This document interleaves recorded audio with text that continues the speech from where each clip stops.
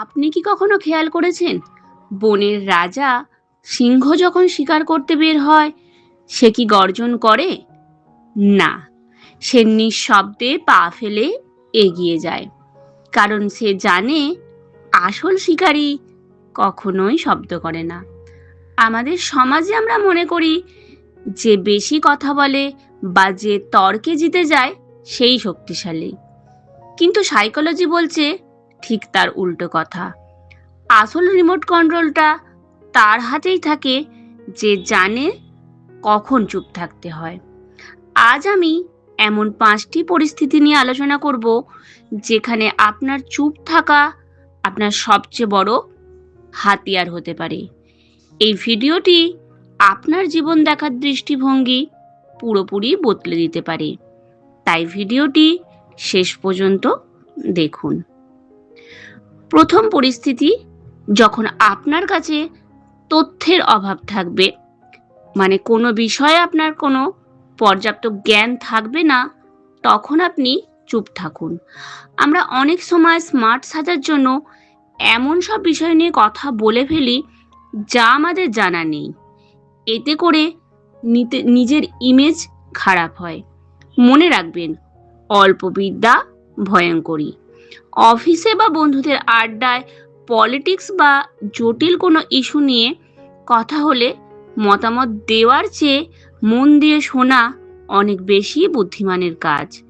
কেউ কিছু জিজ্ঞাসা করলে নির্দ্বিধায় বলুন, এই বিষয়ে আমার জ্ঞান কম, আমি শুনছি।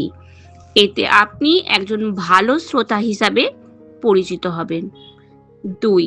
রাগের মাথায় নিয়ন্ত্রণ। দ্বিতীয় পরিস্থিতি, প্রচণ্ড রাগের মাথায় চুপ থাকুন। ধনুক থেকে ছোঁড়া তীর আর মুখ থেকে বের হওয়া কথা দুটোই কখনো আর ফিরে আসে না। রাগের মাথায় আমরা এমন কিছু বলে ফেলি যা পরে হাজারো ক্ষমা চাইলেও আর ফিরিয়ে নেওয়া যায় না। ধরুন, আপনার কাছের মানুষ আপনাকে তিক্ত কথা বলেছে, আপনি চিৎকার না করে 10 মিনিট চুপ করে যান। আপনার এই নীরবতা উল্টো দিকের মানুষটিকে তার ভুল বুঝতে সাহায্য করবে। এটি প্রমাণ করবে যে আপনার নিজের ওপর কতটা নিয়ন্ত্রণ আছে।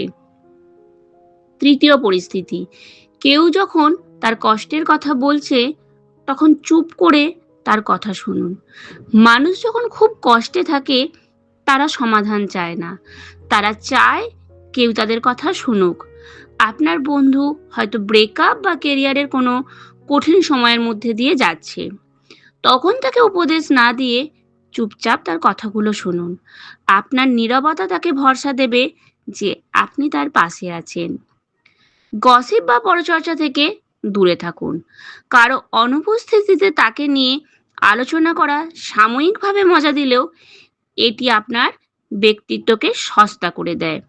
ফ্যামিলি ফাংশন বা চায়ের দোকানে যখন কেউ অন্যের নামে বদনাম করে, তখন আপনি সেই আলোচনায় অংশগ্রহণ করবেন না, চুপ থাকুন। এতে মানুষের মনে আপনার প্রতি একটা বিশ্বাস তৈরি হবে। তারা ভাববে যে আমার সামনে অন্যের নামে কথা বলে না, সে আমার পিছনেও আমার নামে কথা বলবে না। পঞ্চম পরিস্থিতি, নিজের বড় লক্ষ্য বা আগামী পরিকল্পনা নিয়ে ঢাকঢোল পিটিয়ে সবাইকে বলবেন না। আচার্য চাণক্য বলেছিলেন, আপনার পরিকল্পনা সবাইকে বললে আমাদের মস্তিষ্ক মনে করে যে আমরা কাজটা অলরেডি করে ফেলেছি, ফলে কাজের উৎসাহ কমে যায়। পরিকল্পনা নিজের ভিতরে রাখুন, অন্ধকারে ঘাম জড়ান, লড়াই করুন। আপনার হয়ে কথা বলবে আপনার সাফল্য। সব শেষে একটা কথাই বলবো, চুপ থাকা কোনো দুর্বলতা নয়, এটি একটি শিল্প, একটি আর্ট। এটি ব্যর্থতা থেকে বাঁচার উপায় এবং সাফল্য অর্জনের অন্যতম কৌশল। আজ থেকে কিছু বলার আগে নিজেকে কেবল একটি প্রশ্ন করুন, এই কথা বলাটা কি সত্যিই জরুরি? এটি কি কারোর উপকারে আসবে? যদি উত্তর না হয়, তবে চুপ থাকুন। নীরবতাকে নিজের সবচেয়ে বড় হাতিয়ার বানিয়ে তুলুন।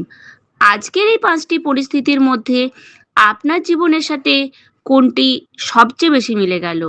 নিচে কমেন্ট করে অবশ্যই জানান। আর ভিডিওটি ভালো লাগলে একটি লাইক দিয়ে আমার সাথে যুক্ত থাকুন।